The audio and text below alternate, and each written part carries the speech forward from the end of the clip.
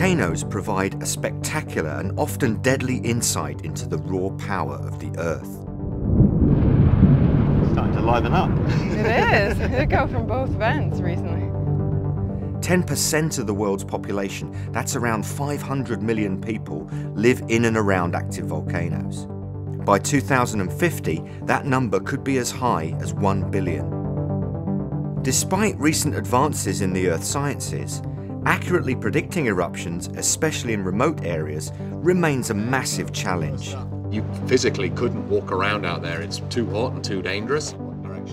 Current monitoring techniques are based on measuring things like the earth tremors, the temperature changes and gas emissions around the volcano. While these can help us predict when a dangerous eruption might occur, they rely heavily on expensive technologies. In the shadow of Mount Pinatubo, towns and villages lie covered in a thick blanket of volcanic ash and mud. Unfortunately, a lot of communities living near volcanoes around the world cannot afford this kind of infrastructure, meaning that they have little warning of disasters, often with catastrophic outcomes. While volcano experts here argue about Pinatubo's future behaviour, the people below continue to move out. On average, there are 35 major eruptions from the Earth's active volcanoes every year. We're over ground zero for the worst travel disruption the world has known since September the 11th. This is as close as we dare go to this huge plume. The cost of volcanic eruptions averages $100 million per year, and the human cost is even greater. Since 1980, 27,500 people have been killed by volcanoes. That's an average of 762 every year. It's not just the fact that the volcanoes are deadly. When dormant volcanoes suddenly become active, they can impact people's lives and futures forever. The deadliest eruption on this island for almost 400 years. Mount Soufriere has come to life once again, spewing ash and rock more than 5 miles up into the Caribbean skies. The very future of Montserrat as an inhabited island is now in the balance. So, the financial and societal costs of not being able to reliably predict eruptions is colossal. But in the geoscience world, technology is moving fast. We now have the capability of mapping the ground in 3 dimensions at very high precision, and scientists from the University of Aberdeen and Oslo have been developing and testing new portable equipment that can be attached to drones, allowing us to gather very precise data in places that were previously too dangerous to go. I'm stood here in the safety of this ridge. I can command the drone, but I don't actually have to get any closer to the real danger area up there. These new technologies could hold the potential to revolutionize how we monitor volcanic hazards into the future, and could make life safer for those living in the shadow of volcanoes around the world.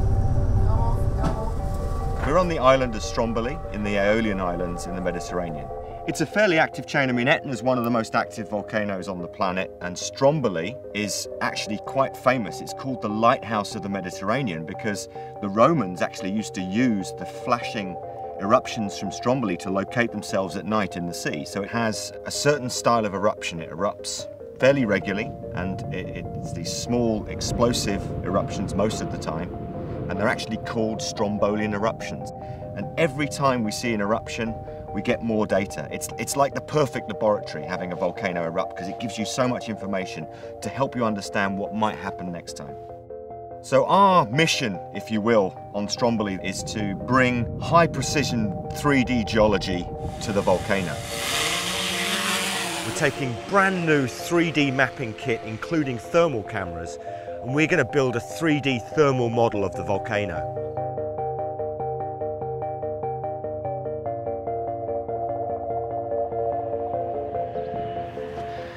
Now this looks like an idyllic beach in the Mediterranean, which it is, but this beach lies in the shadow of Stromboli volcano. Now one of the hidden dangers from a volcano like Stromboli is that it causes material to collapse into the sea, which can result in a tsunami. Now on the 30th of December 2002, one such tsunami happened here on Stromboli. Millions of tons of rock fell dramatically into the sea, causing a big wave. That wave rippled round the island, crashed into all of these buildings along the shorefront here, washed boats up into the buildings and caused lots and lots of damage.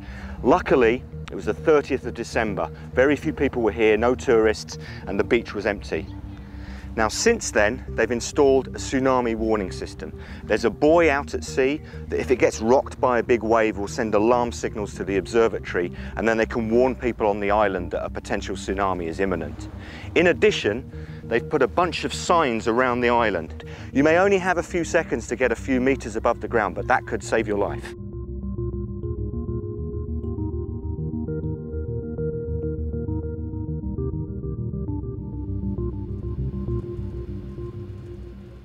In order to monitor a volcano like Stromboli, it takes a lot of equipment. And here at the observatory, we have all of the kit that's monitoring the live volcano in real time. And up there on the volcano are a number of permanently stationed instruments that are recording the way the ground shakes, they're recording thermal images, real-time images of the volcano.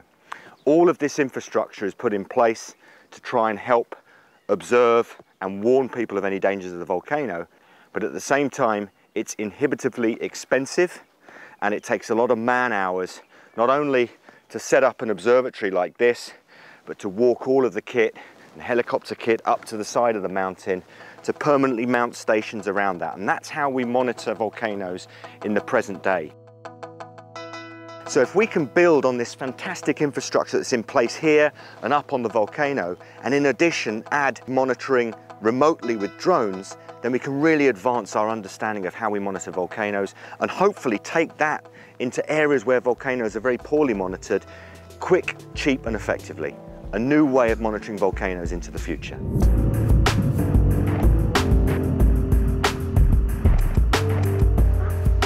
Because Stromboli is already heavily monitored, it provides a fantastic natural laboratory to carry out research on developing low-cost, more portable monitoring systems that might be applied to more remote parts of the world. Here we can compare our data gathered using these new methods against the existing tried and tested techniques. For this research, I'm teaming up with a group of experts in 3D mapping from the University of Aberdeen. They've been using drones to create 3D maps in other areas of geology and the earth sciences. Together, we have some very exciting ideas for applying this technology to help tackle the perennial problems of volcanic monitoring. So I'm flying the drone just out there across the lava field, and the reason we're doing this is we take multiple photographs every 2 to 3 seconds, and with all of those photographs we're able to put them together and create a 3D model. So the drone is out there at the moment. It's going to take 500 or 600 photographs during the course of this 20-minute flight, and then we'll combine all of those together into the 3D model. And that's the way that we're going to map the surface of the volcano. And as we map that, we can come back again and again and again, and we can look for very, very subtle changes in that elevation. And those can be indications that the volcano might be getting more active, or there might be some kind of catastrophic explosion imminent. So the obvious beauty of this is I'm stood here in the comparative safety of this ridge overlooking the volcano and the lava field, and I don't have to go any closer than this to what is clearly a very kind of active and erupting volcano. And it's not that long ago that what I'm doing here would have involved a team of scientists having to go out there on the lava flow, place out GPS receivers, place out seismometers, place out equipment. And now we can do the whole thing completely from the safety of a ridge where we can overlook. I can command the drone, but I don't actually have to get any closer to the real danger area up there. So those at night, Hey guys, stop and look at this. This is a bomb, a volcanic bomb, a ballistic. Oh my my word. word. Out of the volcano. Look at the size of it. And if you look, you can see Stromboli in the distance. I mean, that's a real indication of the potential hazard here. I think it was April of 2003, there was a big eruptive episode, what they call a pyroxysm, and this bomb came from that. Apparently there were lots of other bomb craters and so on. Ballistics got to within a few hundred meters of Stromboli. Wow. But on the other side, Genostra, the other village on the other side, an actual building was caved in by a block. It's a good job it stopped here, because if it had gone like 50 feet further, it would have been straight down into the town, down the slope into the town. Yeah.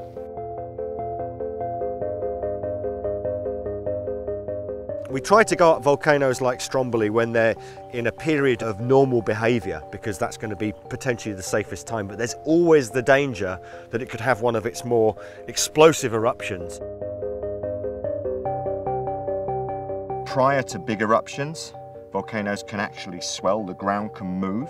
It's very small movements and it's very difficult to detect with the eye, but if you can map the surface at very, very high precision, you can actually see some of those changes. And so we're able to potentially use 3D models and 3D movements with very, very high precision to actually monitor how the volcano is breathing in effect. Is it taking a big gasp before it gives you a big eruption? In 2003, for example, this volcano shed a very big eruption.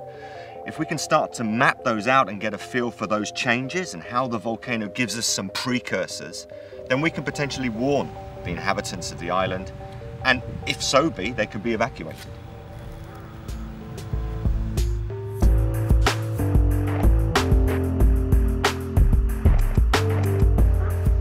From the summit of Stromboli, we're able to fly our drones right across the volcanic craters. We're using a variety of drones, and one of them is fitted with a thermal camera which is designed to accurately capture the temperature of the ground.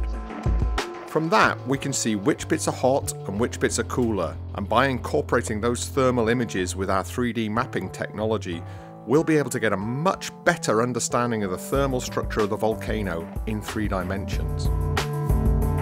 That thermal structure can provide significant insight into changes within the volcano. If we see certain areas are unexpectedly hot, especially in areas where we're also seeing the ground swelling, then it might be an early warning sign. A major hazard of our research here is Stromboli's intermittent eruptions. They could potentially destroy the drone. Material ejected during these events can also skew our view of the surface temperatures, so it's all about timing, making sure that we launch and fly our drone in between the eruptions. Okay, time to get started with the differential GPS. The really unique part of this work is merging the thermal images with the 3D model that we'll build from the regular pictures. We need to know the GPS location of the thermal pictures, so Sarah is using a differential GPS to take exact readings of several locations around the crater. Then she's going to put a stake in the ground at each location, and she's going to set those stakes alight, creating spots of heat that the thermal camera will be able to pick up and locate itself in 3 dimensions.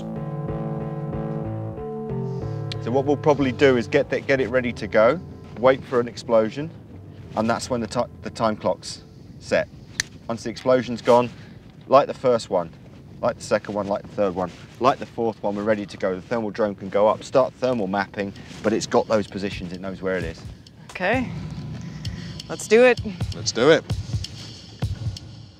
These torches are soaked in gasoline which burns at several hundred degrees centigrade. So that's plenty hot enough for us to be able to see them on the thermal pictures.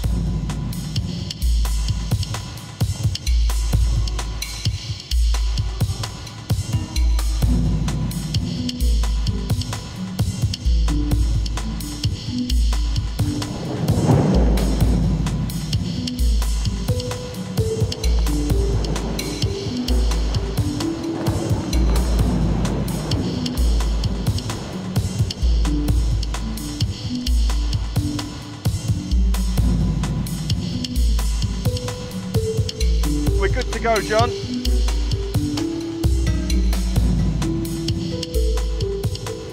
3, 1, 2, 3. And the one behind Yeah, us. and there's a couple up here. Perfect. Right, let's go mapping.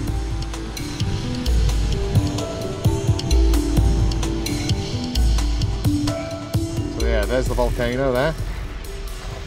Magical. Yeah, yeah. So yeah, you can see the spot. That's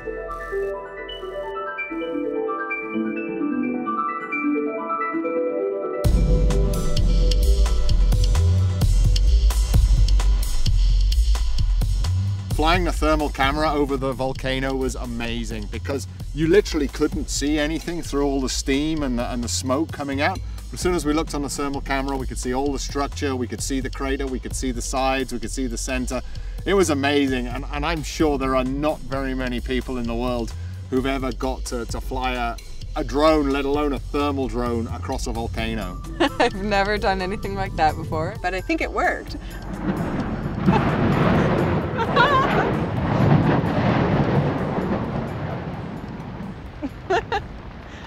Oh, there are blocks raining out. This is what it's all about.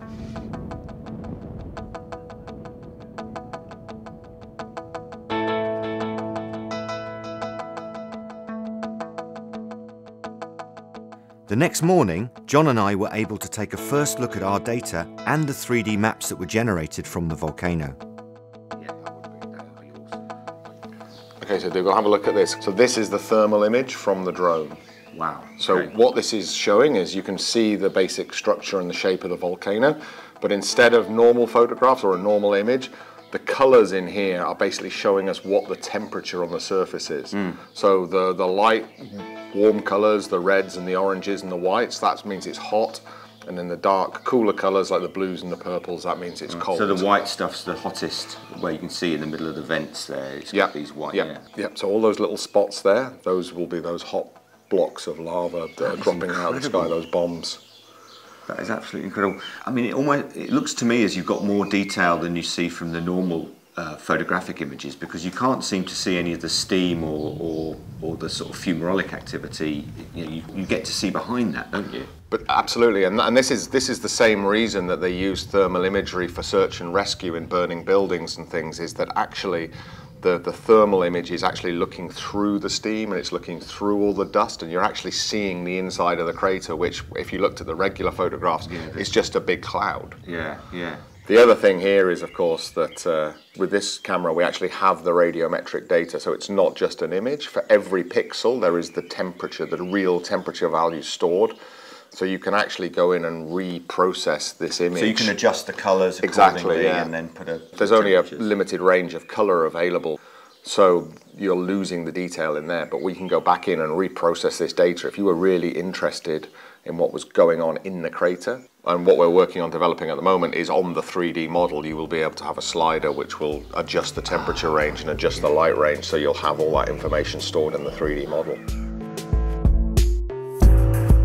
To create these models, we've taken all the thermal images that we captured on the thermal drone and draped them over the top of the 3D model of the volcano. This allows us to see the thermal structure of the craters and vents in 3 dimensions. The real potential here in terms of volcanic monitoring is that we can repeat the process week after week and see changes developing over time. If we were to see one particular section of the volcano getting progressively hotter, especially in an area where we can also see that the ground is swelling, it might be an indication that something's developing at depth. For example, in 2011, lava flows unexpectedly erupted from the flanks of Stromboli away from the vents. Using our thermal monitoring technique, we could potentially see future events like this developing in the weeks prior to the eruption. This would allow local residents to be prepared well in advance for the potential hazards. Another advantage of using drones is that we can fit them with a range of portable monitoring equipment. We can attach sensors that monitor gases rising out of the volcano, another key indicator of an impending eruption, and we're also developing new methods to deploy portable seismometers right to the most dangerous areas. The key to all of these types of monitoring in the future will be to develop a technique to gather data on a regular basis, allowing us to see changes develop over time. I mean, in order to do that, I guess you'd want to program the drone to do exactly the same flight path. Is that possible? It is possible. Basically, how I would see it developing would be a team of experts would come out, they would fly a model of the volcano, then you would use that to define that flight path, and then in the future for all the subsequent runs, yeah, the flight path and everything would be programmed into the drone. The local person, they would just have to come along, press a button, the drone would go off, do its thing, come down, land, download all the data, send it back to get it processed. I think that, you know, in essence, that's the beauty of this, is that you could then take that anywhere in the world. It's cheap, it's portable, and ultimately you don't necessarily need to have an expert commanding it and getting it up, probably experts to get it off the ground, but not necessarily once you're doing constant monitoring. Yeah, oh, absolutely. I mean, there are a lot of volcanoes, and there are only 2 of us. So ultimately, you know, to make this widely applicable and actually useful, it needs to be possible for somebody who isn't an expert to actually run it and take care of it. The possibilities offered by new drone and 3D mapping technologies are changing and developing all the time, and we're right at the forefront of that. By coming out here and testing our ideas in the field, we can feed our experience back to the developers, who can in turn modify this new equipment to help meet our needs. We're still a long way from our ultimate goal of fully automated drone monitoring systems, but we have at least started to identify some of the key challenges that we're going to face in that project, and we've started to make inroads on building such a system. Being able to get these drones really close to the volcanoes means that, as well as getting high precision mapping and thermal imagery, we could also deploy portable seismometers and gas sensors to the areas we've never been able to get to before. Sending a low-cost portable drone kit anywhere in the world could really revolutionize how we monitor volcanoes, and it would be a game changer for the people that live in their shadows. Ultimately, this technology could help us build a much better idea of how volcanoes behave, and in the future, it could save lives.